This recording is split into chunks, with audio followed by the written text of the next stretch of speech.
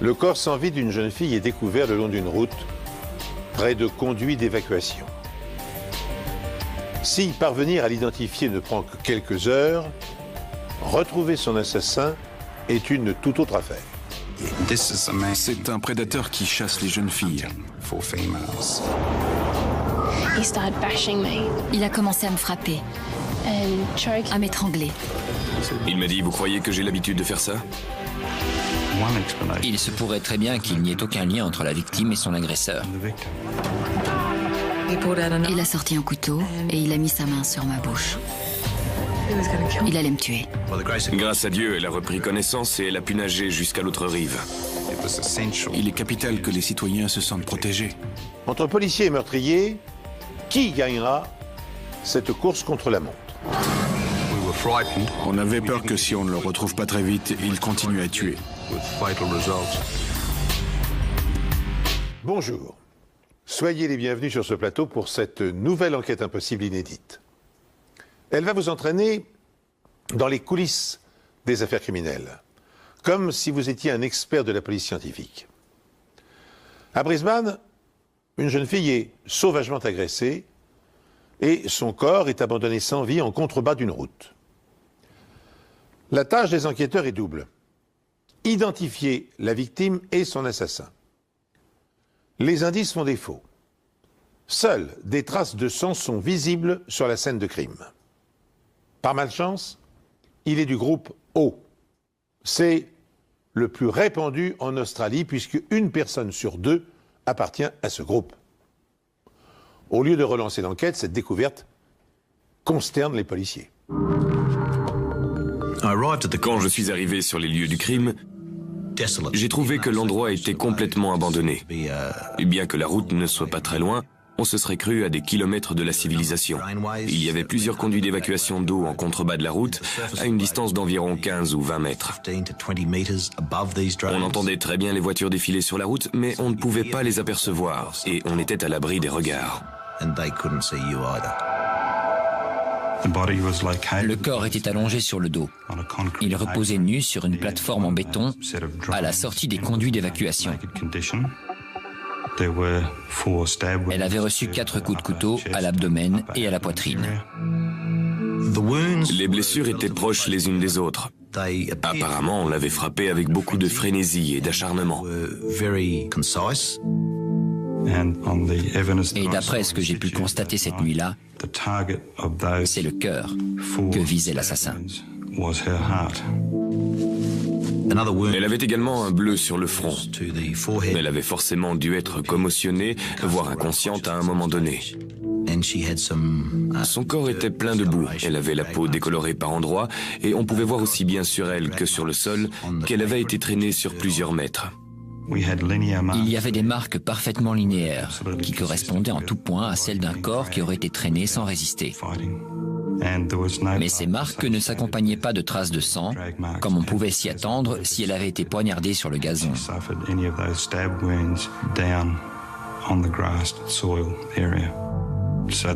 Tous ces indices tendaient à démontrer que l'agression sexuelle, autrement dit le viol, s'était produit quelque part dans l'herbe. Et que la victime avait été ensuite traînée sur le ventre sur une courte distance jusqu'à la plateforme en béton. C'est à cet endroit que l'assassin l'avait achevée à coups de couteau dans la poitrine. La jeune fille s'était fait une coiffure hérissée, dans le style gothique. Elle s'était maquillée les yeux en noir. Bref, elle avait tout l'air de quelqu'un qui comptait sortir ce soir-là. Aucun sac à main, portefeuille ou vêtements n'est retrouvé qui permettent d'identifier la jeune fille. Mais alors qu'elle est transportée à la morgue, Mike McKay reçoit un appel. La police de Wynnum nous a informé de la disparition d'une jeune fille du nom de Janet Phillips.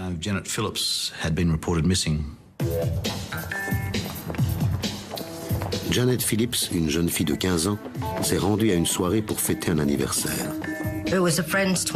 C'était les 21 ans d'un ami et on est tous sortis en famille. Janet était de très bonne humeur.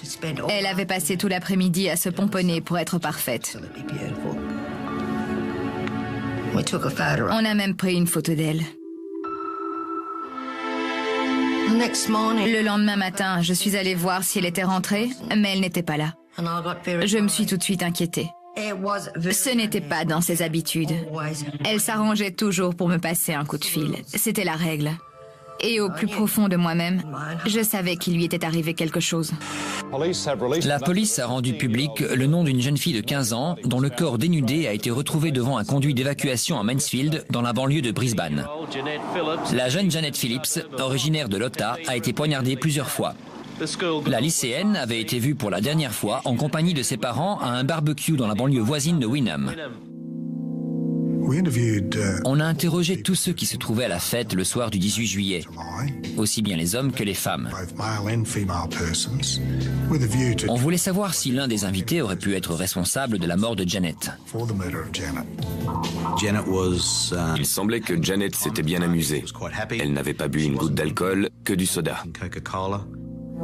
Je suis partie de la fête vers 23h. Je lui ai demandé si elle voulait rentrer avec moi, mais elle voulait rester avec son père. Vers 23h30, une bagarre a éclaté entre son père et deux hommes qui étaient venus à la fête sans invitation. Janet s'est énervée, cet incident l'a complètement retournée. Et c'est à ce moment-là qu'elle a quitté la fête.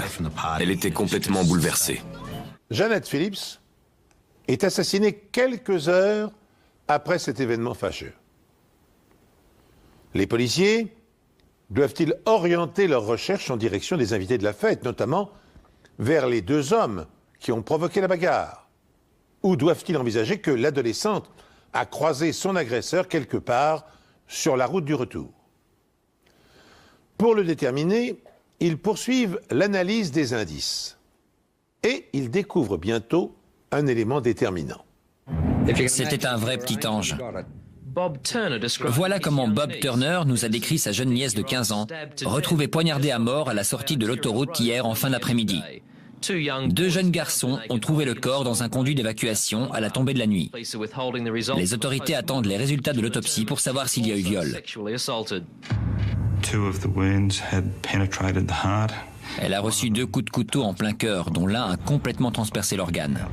Ce qui me laisse penser que la lame devait faire entre 11 et 14 cm de longueur, pour une largeur d'environ 2 cm. Ça devait être quelque chose comme un couteau de plongée.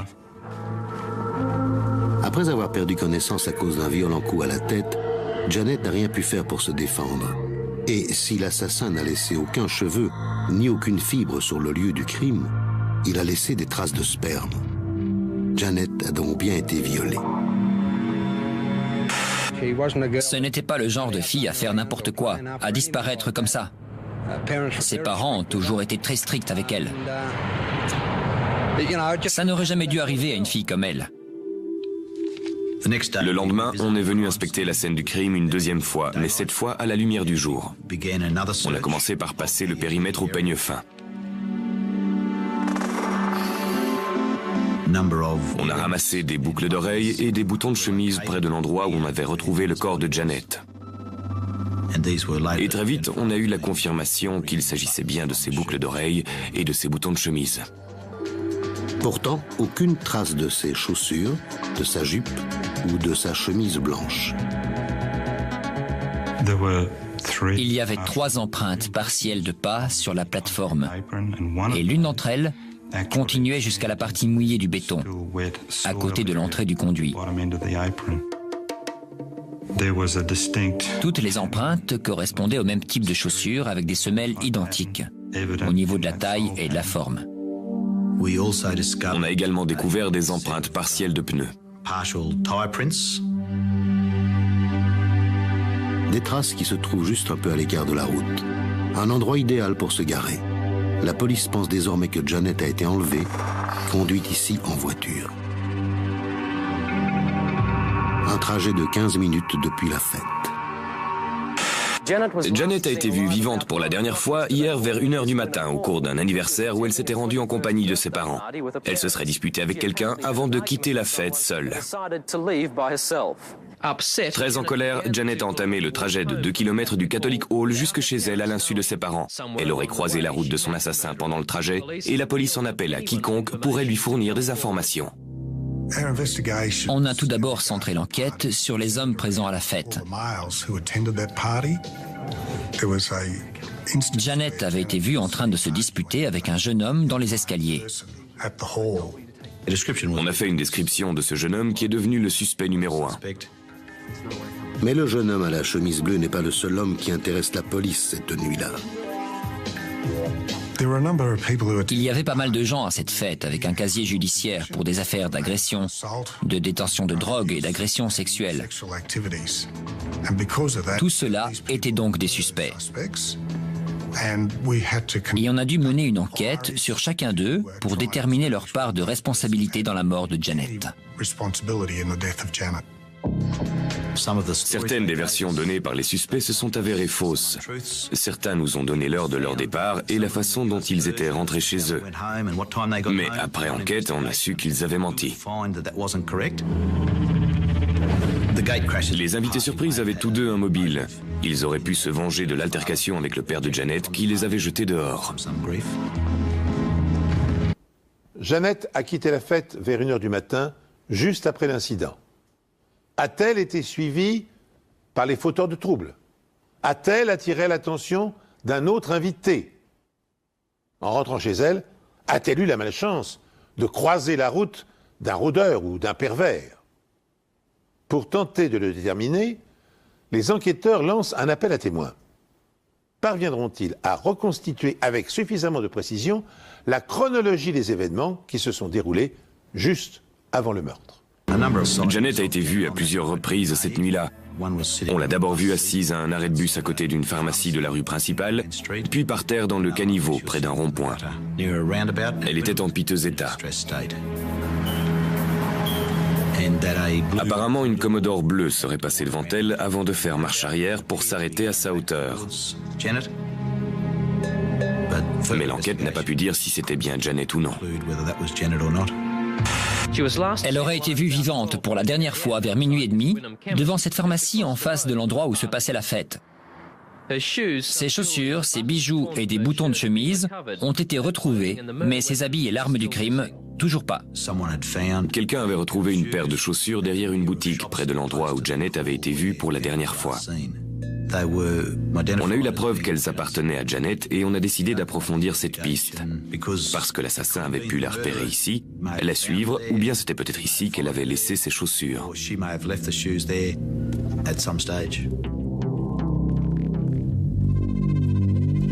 Ensuite, Janet est aperçue un peu plus loin. Une jeune fille qui rentrait assez tard d'une soirée avec son petit ami, il devait être environ 00h10, aurait vu Janet marcher de l'autre côté de la rue. Elle avait son haut blanc, sa jupe noire et elle marchait pieds nus. Elle descendait Chestnut Street et elle aurait tourné à droite en direction de l'esplanade. L'esplanade est dans la direction opposée de la maison de Janet. Si c'est bien la jeune adolescente qui a été aperçue ici, son errance a-t-elle pu la mener tout droit dans les griffes du tueur?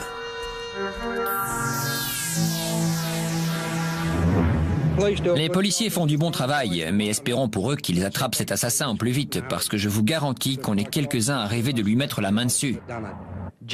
C'était le témoignage de l'oncle de Janet lundi dernier qui espère toujours une arrestation rapide du meurtrier de sa nièce. 72 heures après le crime, l'enquête n'a pas beaucoup avancé. On avait bon espoir que les indices récoltés sur les lieux puissent nous permettre d'identifier l'assassin. Malheureusement, les empreintes de pneus étaient trop partielles pour pouvoir être identifiées. Et les chaussures étaient aussi un modèle trop courant dans le Queensland pour pouvoir nous faire avancer. L'enquête piétinait et ça devenait vraiment frustrant. La fouille minutieuse de plusieurs étangs proches des lieux du crime n'a rien donné non plus. Les vêtements et l'arme du crime n'ont toujours pas été retrouvés.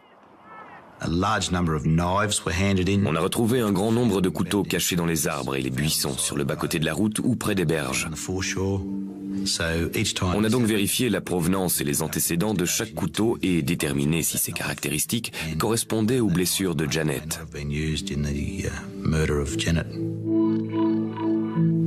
Mais aucun de ces couteaux ne correspondait à ses blessures, donc aucun d'entre eux n'avait servi à la tuer.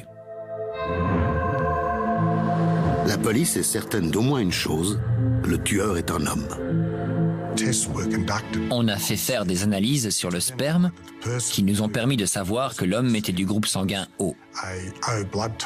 Aujourd'hui, les experts de la police scientifique bénéficient de tout un arsenal de techniques sophistiquées pour résoudre les énigmes. Mais à l'époque des faits, les méthodes d'identification par l'analyse d'ADN n'existaient pas encore en Australie.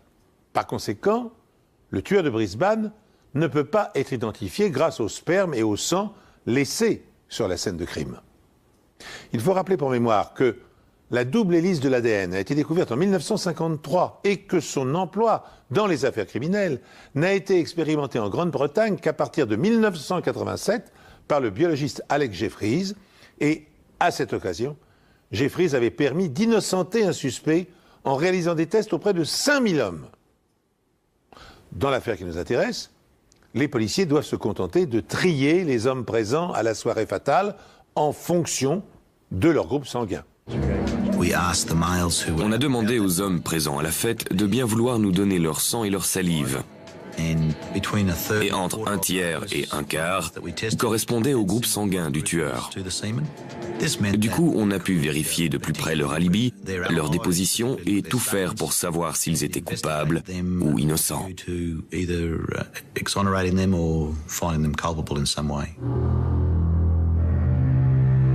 Et il reste la possibilité que le tueur soit un inconnu, un paramètre que la police scientifique a pris en compte dès que le corps de la victime a été découvert. Il m'a tout de suite semblé que l'assassin n'avait rien fait de spécial pour dissimuler le corps. Il avait été abandonné sous un pont sur une des artères principales de l'autoroute. Quelqu'un allait forcément le découvrir tôt ou tard. Ça voulait tout simplement dire que le tueur ne se souciait vraiment pas du fait qu'on identifie la victime. Et je ne vois qu'une explication à ça. Il n'y avait aucun lien entre la victime et son assassin.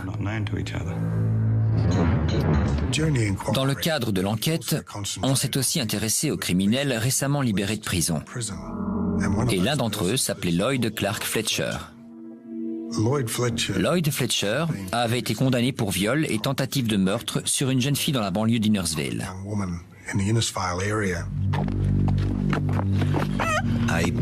Une jeune fille de 19 ans rentrait chez elle après une sortie à Innersville quand elle a été accostée par Fletcher.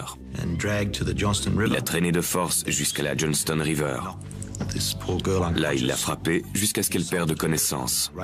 Ensuite, il l'a violée avant de lui passer sa bretelle de soutien-gorge autour du cou si fort qu'elle s'est évanouie. Et là, il l'a jetée à l'eau. Grâce à Dieu, elle a réussi à reprendre connaissance et à nager jusqu'à l'autre rive, où elle a trouvé de l'aide et Lloyd a pu être arrêté. Lloyd Fletcher a passé 10 ans en prison avant d'être relâché 3 mois avant le meurtre de Janet. On a comparé et on a trouvé des similitudes entre l'agression d'Innersville et celle de Janet. Dans les deux cas, on avait utilisé un couteau. Il y avait eu enlèvement tard dans la nuit, le crime avait été commis avec beaucoup de violence, il y avait eu viol et dans les deux cas, les vêtements de la victime avaient été arrachés. On est allé lui rendre visite dans la maison qu'il partageait avec ses parents. On lui a demandé s'il était venu à Wynnum, et s'il avait eu des rapports sexuels ce soir-là, et s'il s'était rendu sur la sortie de l'autoroute, mais il a tout nié en bloc. On lui a demandé s'il connaissait Janet Phillips, et s'il avait quelque chose à voir avec son assassinat. Là encore, il a répondu par la négative, mais il était prêt à nous suivre au poste pour répondre à d'autres questions. On a laissé son père l'accompagner pour qu'il le soutienne pendant l'interrogatoire. Il nous a affirmé s'être rendu à la gare le dimanche vers 19h, 19h30 pour prendre un train pour Brisbane.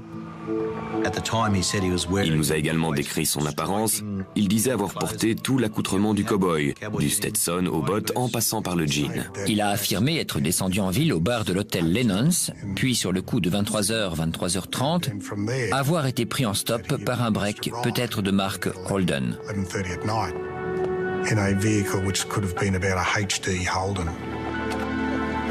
Mais il n'a pas pu nous dire qui était le chauffeur, ni nous dire où il habitait, ou encore nous donner des précisions sur la voiture. Il a déclaré être rentré chez lui vers 23h30, ce que ses parents ont confirmé. On a pris sa déposition par écrit, mais il a refusé de la signer. Pourtant, il accepte sans faire d'histoire de donner un échantillon de son sang. Les analyses faites sur le sang de Lloyd Fletcher ont révélé qu'il appartenait au même groupe sanguin que celui du sperme retrouvé sur la scène du crime. Lloyd Clark Fletcher n'ignore vraisemblablement pas que le sang d'un Australien sur deux appartient au groupe O. Il peut donc accepter sans risque de se soumettre à une analyse biologique. Effectivement, bien que le test soit positif, il est insuffisant pour l'accuser du meurtre de Jeannette, car 20 autres hommes présents à la fête répondent aux mêmes critères. Par conséquent, ils sont tous des suspects potentiels. Parvenu à ce point, l'enquête est provisoirement dans l'impasse. On a interrogé les deux hommes qui avaient été jetés dehors pendant la fête.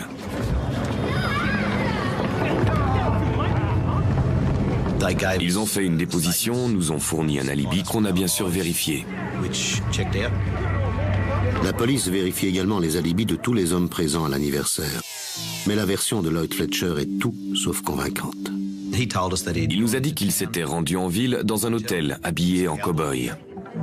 Un accoutrement qui ne pouvait pas passer inaperçu. On est allé à l'hôtel et personne ne se souvenait de ça. Personne ne se souvenait de lui ou d'avoir vu quelqu'un porter ce genre de vêtements.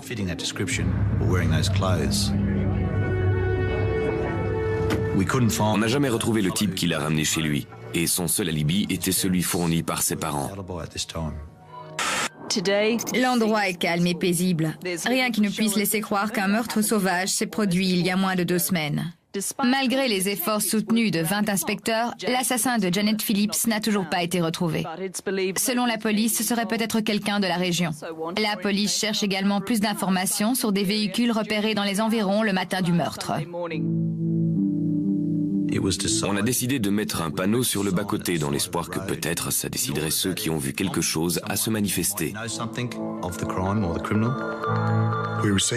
Des habitants nous ont fourni des informations sur les voitures garées sur le bas-côté, à côté de l'endroit où on a retrouvé le corps de Janet Phillips.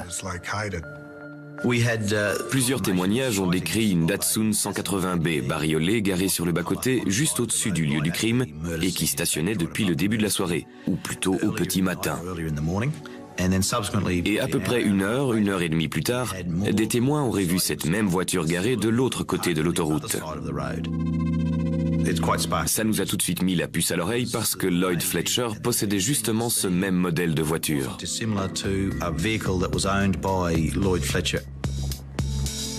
Les inspecteurs ont vu exactement la même voiture chez Lloyd Fletcher. Celui-ci a affirmé ne pas s'être servi de sa voiture la nuit du crime, préférant prendre le train et faire du stop. On a emmené sa voiture pour l'analyser.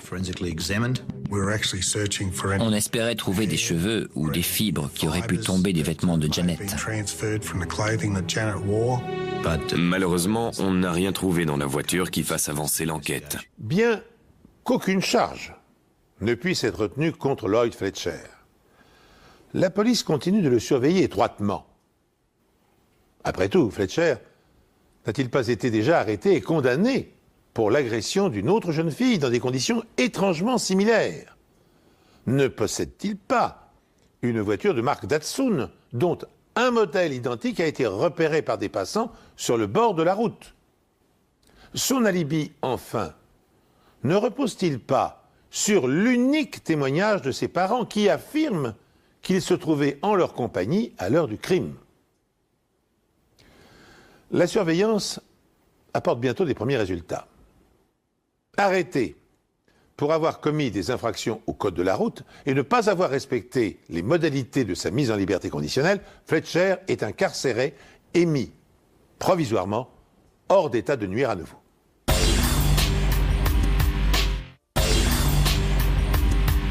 Le 19 juillet de l'année dernière, le corps dénudé de Janet Phillips a été retrouvé près d'un conduit d'évacuation à la sortie de l'autoroute de Mansfield.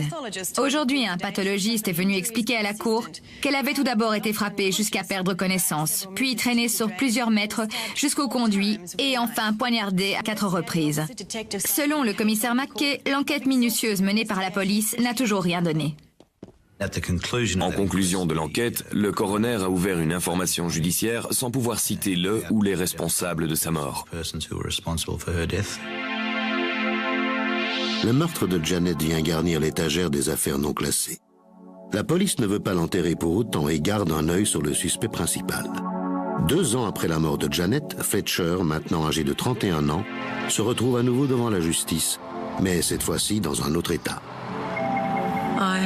J'étais allée voir une amie et je suis partie de chez elle vers 4 heures de l'après-midi. J'ai pris mon vélo et mon sac à dos pour rentrer chez moi. Je me souviens que tout s'est mis à tourner au ralenti. Je me souviens aussi m'être retournée et l'avoir vu juste derrière moi en train de me poursuivre. J'étais terrifiée. J'ai fini par tomber. Il en a profité pour m'attraper. J'avais du sang partout et je savais très bien ce qu'il allait me faire. Des voitures ont commencé à nous passer devant, alors il m'a mis un bras autour de l'épaule et avec l'autre, il m'a mis un couteau dans le dos. J'ai cru qu'il allait me tuer. Il fallait absolument que je tente quelque chose pour m'en sortir. Il fallait que je dise quelque chose à quelqu'un, sinon j'allais mourir. Une voiture s'est arrêtée à notre hauteur. Le conducteur a baissé sa vitre et m'a demandé si j'allais bien. Je me suis tournée vers eux pendant qu'ils me regardaient en les suppliant du regard.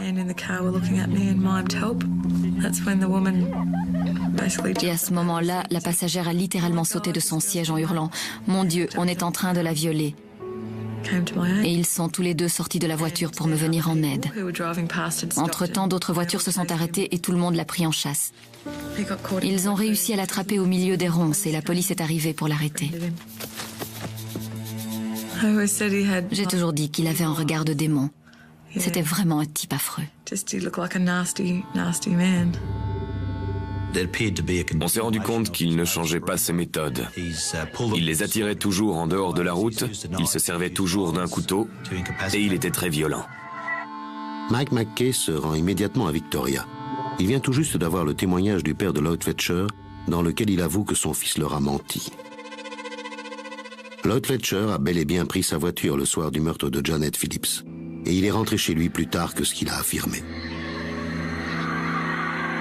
On espérait un peu qu'en lui racontant que son père nous avait dit la vérité, lui-même serait plus enclin à nous dire la vérité. Mais il nous a envoyés balader en nous insultant. Lloyd Fletcher est condamné à 5 ans de prison pour le kidnapping de la petite Debbie, âgée de 13 ans à l'époque des faits. Tandis qu'il séjourne en prison, ses parents annulent son alibi selon lequel il était avec eux la nuit du crime. Fletcher redevient donc le suspect numéro 1 dans le meurtre de Janet Phillips. À ce moment, une véritable révolution apparaît dans la panoplie des outils mis à la disposition des policiers australiens. L'échantillonnage et l'analyse comparative de l'ADN. Ayant déjà prouvé son efficacité dans les affaires criminelles en Grande-Bretagne et aux États-Unis, cette arme redoutable va-t-elle permettre de confondre le multirécidiviste ou, bien sûr, de le disculper définitivement dans cette affaire? Quand Janet a été assassinée, ce n'était pas encore une science, et environ 5 ou 6 ans après sa mort, ce n'était que le début. J'ai contacté les services de santé publique pour demander des tests ADN pour pouvoir éventuellement relier Lloyd Fletcher au meurtre. Mais le test se révèle négatif. Lloyd Clark Fletcher est écarté de la liste des suspects. J'étais sidéré. J'étais intimement convaincu que Lloyd Fletcher était le tueur. J'avais du mal à le croire. C'était un peu comme si on était passé juste à côté du ticket gagnant à la loterie. J'étais effondré. We need the police quickly! Shut up! Mate, this is Wynnum train station. A girl has been raped and bashed down at Wynnum train station. I'm not joking around. I need an ambulance at Wynnum train station immediately. Cela fait 10 ans que Janet Phillips a disparu d'une fête anniversaire à Wynnum avant d'être assassinée.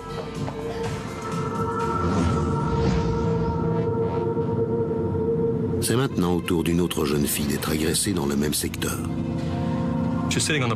Elle attendait seule sur le quai de la gare. Elle dit avoir vu une voiture se garer sur le parking, puis elle a vu un homme traverser le pont, mais elle n'y a pas prêté grande attention. Elle s'est replongée dans la lecture de son livre.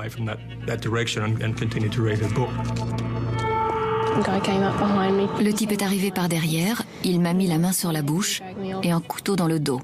Puis il m'a forcé à le suivre. Il l'a forcée à traverser le pont pour gagner le quai opposé, toujours en la menaçant de son couteau, puis il l'a fait monter dans une sédane noire. Il a commencé à me frapper au visage. Ensuite, il m'a étranglée. Mais heureusement pour elle, un groupe d'adolescents se trouvait justement sur le parking à ce moment-là. En entendant ces cris, ils se sont dirigés vers la voiture pour voir ce qu'il se passait, et elle en a profité pour s'enfuir. L'homme qui essayait de l'enlever a sauté dans sa voiture et il est parti dans un crissement de pneus.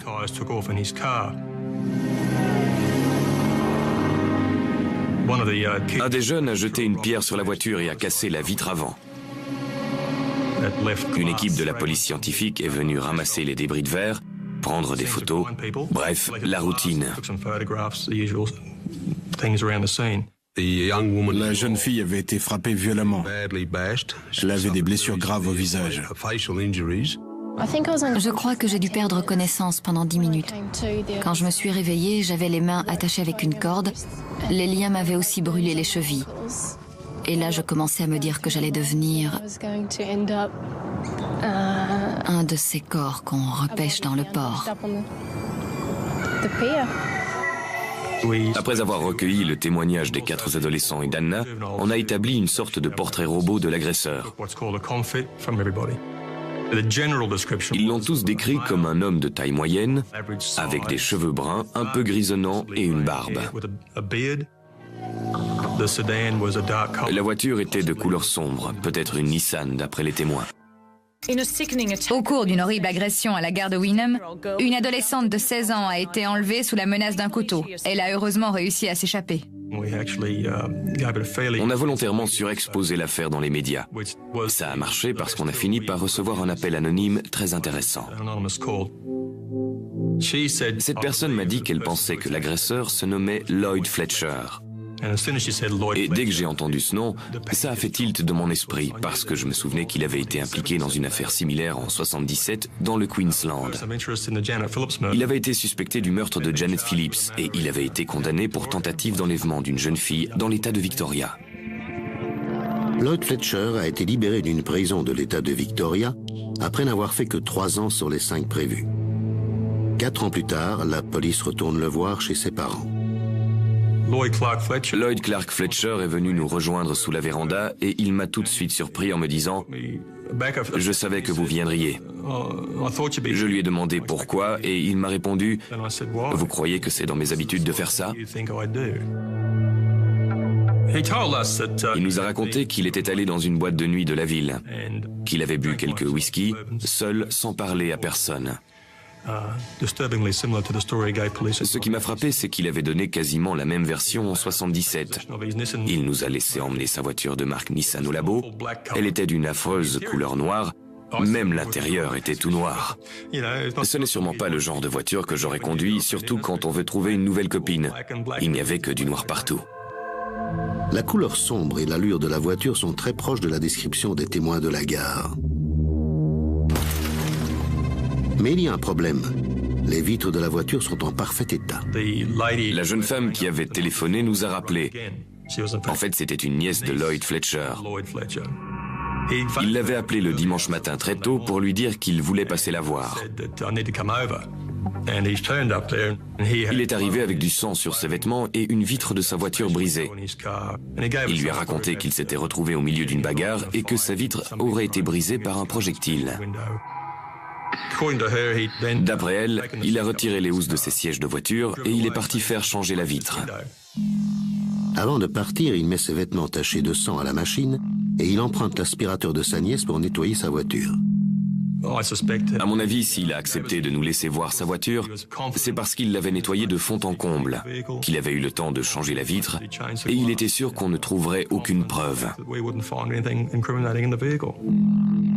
L'aspirateur est aussitôt saisi par les autorités. À l'intérieur, la police trouve de nombreux fragments de verre. En examinant l'extérieur de la maison, j'ai aussi retrouvé des fragments de verre devant l'entrée et dans le caniveau.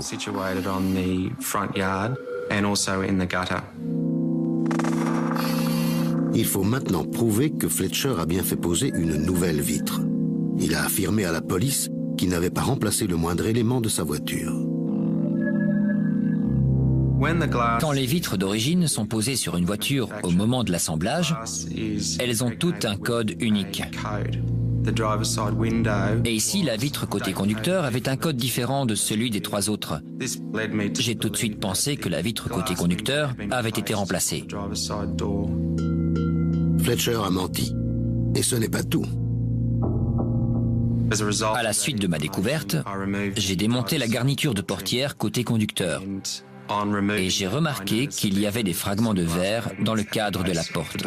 Jamais les experts scientifiques n'ont été aussi près de leur but, inculper Fletcher et mettre fin à ses multiples agressions. Mais leurs soupçons sont insuffisants. Il leur manque une preuve matérielle irréfutable pour pouvoir le confondre. Les fragments de verre du pare-brise de sa voiture retrouvés sur le lieu de l'agression d'Anna et dans l'aspirateur de sa nièce vont-ils permettre aux experts de mettre en place la dernière pièce du puzzle? Pour ce faire, ils doivent être en mesure de prouver que les éclats sont en tout point identiques. On a comparé l'indice de réfraction, l'épaisseur, la couleur, la figure de la rupture et le bord moulé. Et après toutes ces analyses, on en a conclu que le verre de la scène de crime était identique à celui de la vitre. C'est donc bien la voiture de Fletcher qui était garée dans le parking le soir de l'agression d'Anna. Et l'intérieur de la voiture va venir confirmer la thèse de la police. Visiblement, le propriétaire s'était donné beaucoup de mal pour tout nettoyer. Mais il restait quand même quelques traces de sang dans des recoins.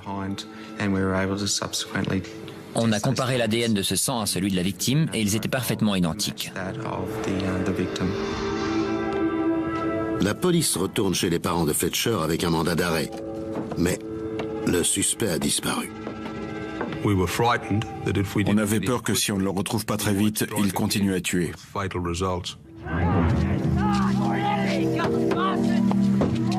Cela fait maintenant au moins le 3e viol avec violence avérée commis par Lloyd Fletcher. La police sait que non seulement ce genre d'individu ne s'arrête pas, mais que la violence monte en intensité et que l'écart entre les crimes diminue. L'avis de recherche est lancé depuis 24 heures quand... Grâce à un appel anonyme, on a pu le localiser dès le lendemain à la gare de Sandgate. Il s'apprêtait à prendre le train. Quand on est arrivé à la gare, il a eu l'air résigné. Il n'avait pas l'air particulièrement surpris de nous voir. On l'a fait monter dans la voiture et on l'a conduit au poste. On a enregistré la plainte d'une jeune fille de 16 ans. Selon elle, elle était assise seule sur le quai de la gare de Wynnum. Quand un homme est arrivé dans son dos et l'a emmené de force jusque dans sa voiture. Et c'est là qu'il l'aurait agressé. Vous voyez de quoi je veux parler? Oui. Vous avez quelque chose à nous dire sur cette affaire? Tout ce que j'ai à dire, c'est oui, je l'ai fait. Pardon? Tout ce que j'ai à dire, c'est oui, je l'ai fait. La plaignante a été blessée au visage pendant l'agression. Vous avez une idée de comment ça a pu se produire?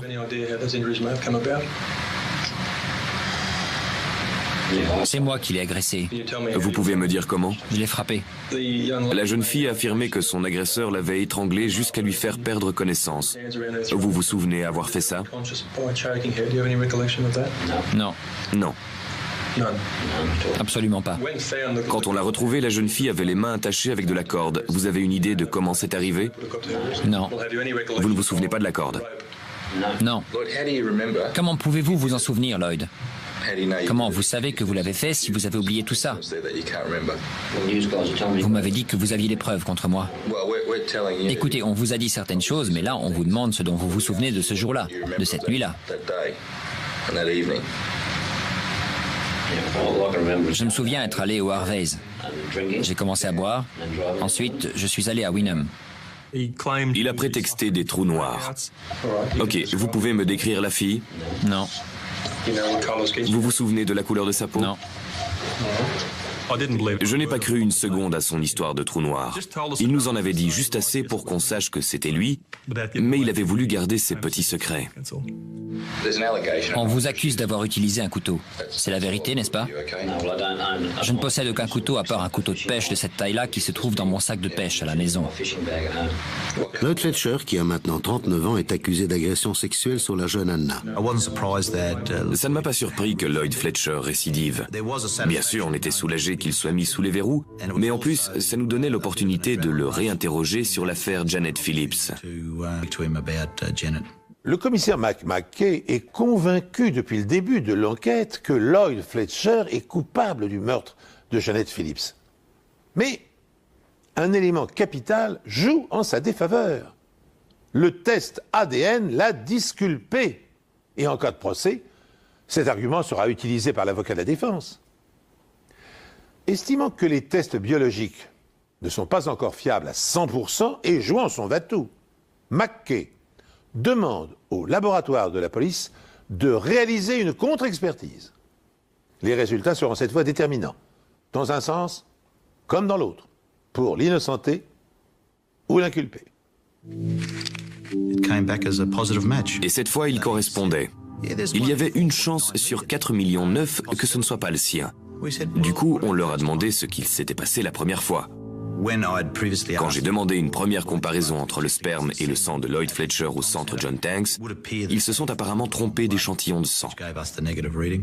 On nous a demandé d'aller l'informer de ce nouvel élément. Alors on a mis en place une salle d'interrogatoire dans la prison.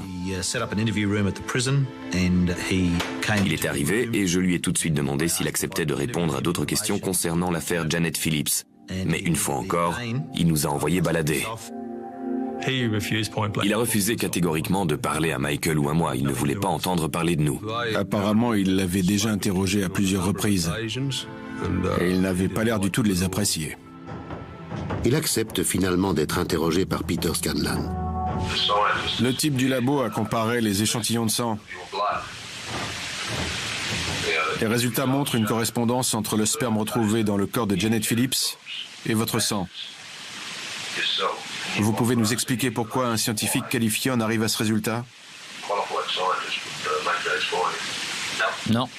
Vous me dites que c'est ce qu'il a trouvé. Comment je pourrais prouver le contraire? De mémoire, vous ne vous souvenez pas être allé à Wynnum cette nuit-là? Non. Vous n'étiez pas sur la sortie de l'autoroute? Non. Et vous êtes sûr de ne pas connaître une Janet Phillips? Non. Vous avez couché avec une fille ce week-end-là? Je ne suis sorti avec personne cette nuit-là. Donc vous ne l'avez pas tuée? Non. À la suite de cet ultime interrogatoire, on a décidé qu'on avait assez d'éléments pour inculper Lloyd Clark Fletcher du meurtre de Janet Phillips.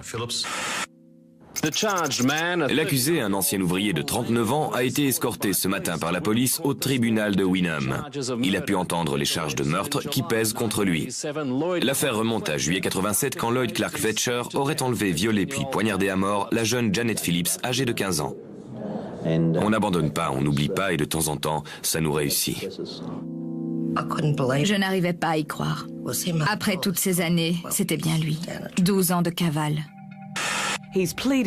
Il a plaidé non coupable. Paul Rutledge, substitut du procureur, a déclaré qu'en violant Janet Phillips, l'agresseur avait laissé sa marque. Mais 10 ans auparavant, il manquait un nom sur la carte de visite. Lloyd Clark Fletcher aura violé, assassiné puis abandonné le corps de Janet Phillips en pensant n'avoir pris aucun risque. À cette époque-là, il ne risquait rien parce que personne ne l'avait vu l'agresser. Personne ne l'avait vu la sortir de la voiture. Et de son point de vue, il n'avait laissé aucune trace permettant de le relier au crime. Mais tout ça, c'était avant l'ADN. Lloyd Clark Fletcher est un prédateur sadique et pervers de la pire espèce. Hier soir, un jury de la Cour suprême l'a reconnu coupable du viol et du meurtre de Janet Phillips, 15 ans. Il a été condamné à la prison à vie. L'accusation estime que si la condamnation à la prison à vie n'est pas assortie d'une peine incompressible, Fletcher risque de bénéficier un jour d'une mise en liberté conditionnelle et de récidiver aussitôt. Pour faire valoir la dangerosité de l'accusé et lui porter le coup de grâce, Paul Rutledge, le substitut du procureur, va donc lier l'agression de la jeune Anna au meurtre de Janet.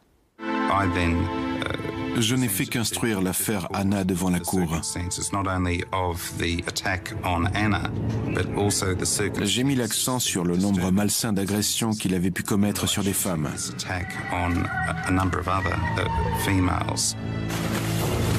J'ai mis en avant l'extrême violence dont il avait toujours fait preuve. J'ai décrit l'image d'un prédateur qui part à la chasse, d'un meurtrier qui traque des femmes avec la ferme intention de les tuer. C'est tout à fait le genre de criminel qui mérite une peine de prison illimitée.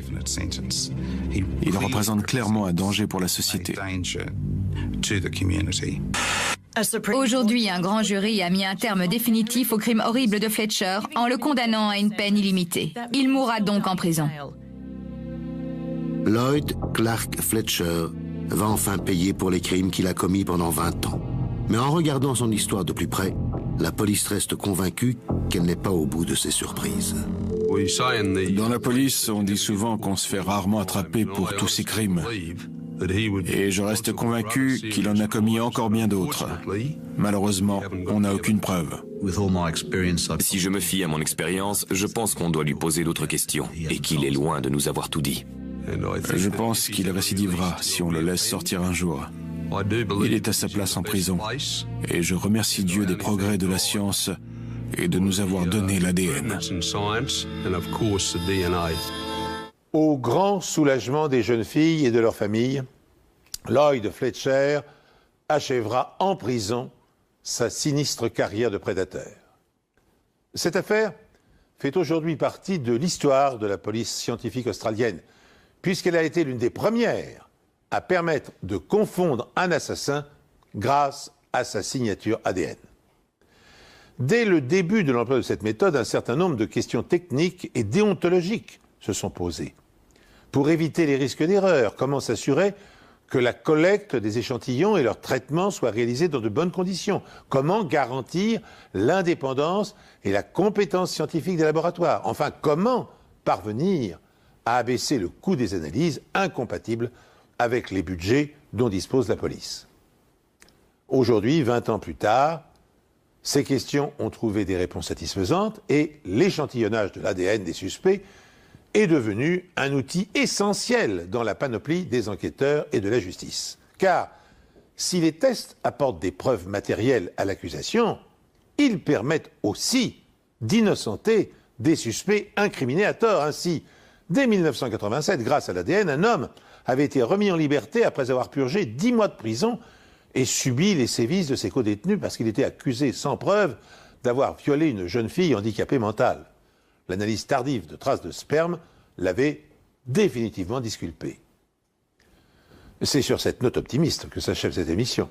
Merci de l'avoir suivi en ma compagnie. Je vous donne rendez-vous prochainement sur cette antenne pour une nouvelle enquête impossible.